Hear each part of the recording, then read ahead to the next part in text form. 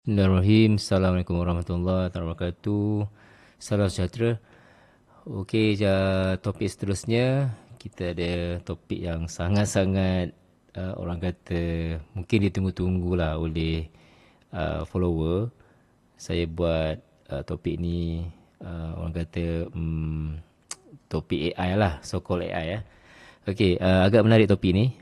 Tengok dekat YouTube punya title pun dah tahu dah. Dia seakan-akan macam robot lah kan. Semua orang tahu ChatGPT.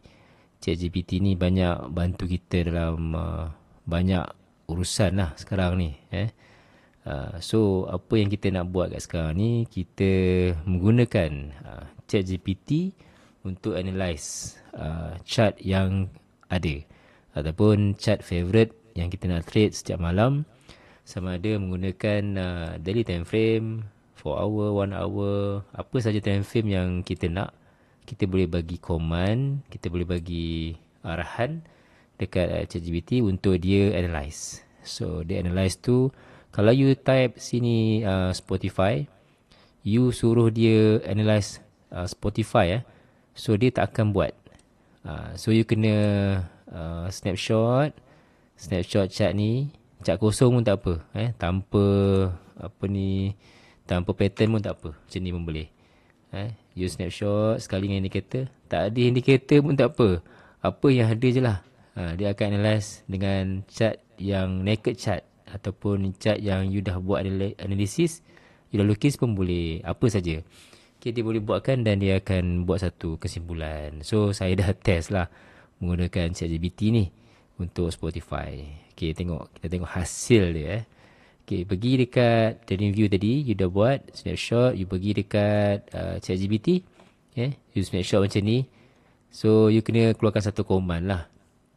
Kalau you perasan sekarang ni banyak kita punya kawan-kawan kita sendiri pun menggunakan ChatGPT ni untuk untuk create video ataupun gambar-gambar yang seakan-akan real ataupun gambar-gambar kartun kan, untuk kita promote dalam iklan ke, untuk suka-suka kita pun boleh kan. Banyak cara dan memang tengah popular lah ChatGPT ni. Okey, saya menggunakan dia untuk analisis saya punya chart. Tapi saya tak guna lah sebenarnya. Saya just nak tunjuk je cara macam mana nak guna. Okay, first kali snapshot dan beritahulah analisis chart ni dan tentukan sama ada chart ni naik ataupun turun pada hari esok. Buat hari ini, hari Ahad ni untuk hari esok Isnin lah. Kalau you menggunakan 1 hour, cakap lah sama ada chart ni naik atau turun pada jam berikutnya. Macam tu. Okay. Dan tentukan arahannya dalam chat ni juga. Jawab dalam bahasa Malaysia. Kalau you tak jawab, you tak cakap macam ni, dia akan jawab dalam bahasa Indonesia. Apa tu?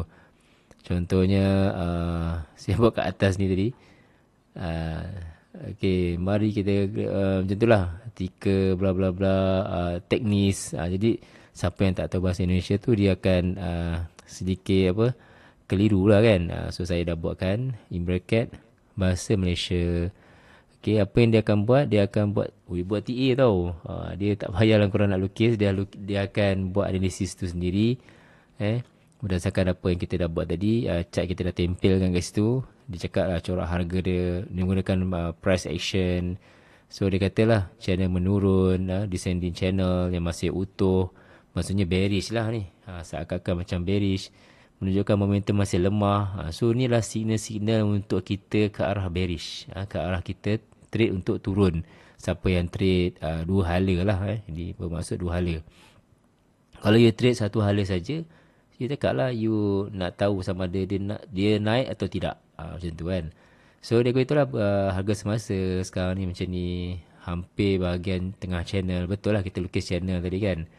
And then dia kata menandakan okay, volume tu dia akan melakukan analisis menggunakan volume. RSI yang kita tandakan tadi, kita bagi dia indikator tadi, dia akan analyse menggunakan RSI yang kita masukkan. And then yang penting kita nak kesimpulan dia. Kesimpulan untuk hari esok kan. Channel menurun masih aktif, RSI lemah, tiada peningkatan volume, kemungkinan besar harga akan bergerak ke bawah atau mendatar sedikit pada hari esok. So apa yang kita boleh simpulkan kat sini, apa yang dia dah buat, dia dah analyse kesimpulan ni, kita pergilah kat chat. Kan dia kata harga semakin melemah bla bla bla kan, sama ada menurun ataupun mendatar. So kita tidak ada signal untuk naik lah. Signal kita sama ada menurun ataupun mendatar. Kan. So dia memudahkan you all punya kerja, analisis korang. Just type apa macam saya cakap tadi, snapshot, beritahu apa chart yang kita nak, dan dia akan buat satu summary. Dia pun tahu ni adalah chart Spotify bla bla bla, time frame harian. Harian ni daily time frame. Dia dah tahu dah. Dari situ nanti kalau boleh kita teruskan lagi command, cakap kat dia sila tandakan dekat chart tersebut. Nanti dia akan lukis dan kita boleh refer. Okay. So bolehlah try dan okay. Nanti kita tengok result dia lah. Okay. Alright. Assalamualaikum. Bye bye.